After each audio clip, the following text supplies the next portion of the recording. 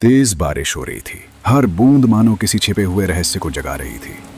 आसमान में बिजली कौंध रही थी, जैसे स्वयं देवता किसी क्षण प्रकट होने वाले हों। सारा मंदिर परिसर केवल बूंदों की गूंज में डूबा हुआ था।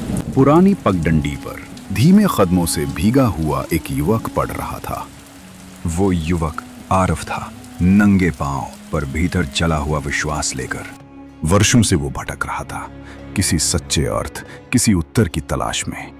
बचपन से ही उसके सपने में बार बार एक दिव्य रूप आता था, जैसे कोई देवता उसे बुला रहे हों। एक देवता 6 भुजाओं वाला, आंखों में करुणा और शक्ति का संगम। और आज वही मंदिर उसकी आंखों के सामने खड़ा था, बिल्कुल वैसा ही जैसा उसने स्वप्न में देखा था।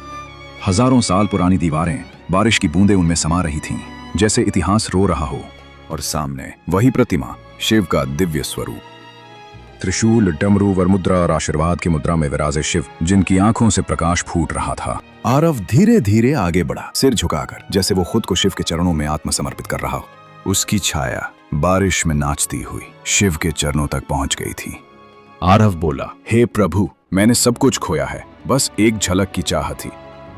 रिश्ते, घर, नाम, सब त्याग दिया मैंने, केवल आपको पाने के लिए। अब समझ पाया हूं, यही जीवन का अर्थ था। समर्पण ही मोक्ष है, और मैंने स्वयं को आपके चरणों में अर्पित कर दिया है। अचानक आकाश में तेज प्रकाश फैला, जैसे सृष्टि स्वयं जाग उठी हो। आरव ने आंखें मूंद ली और भीतर उतर गया। जब उसने आंखें खोली, मंदिर बदल चुका था। चारों ओर ध्यानस्थ ऋषि मुनि और सामने शिव की प्रतिमा, अब सजीव। शिव की आंखों से करुणा की जलधारा बह रही थी।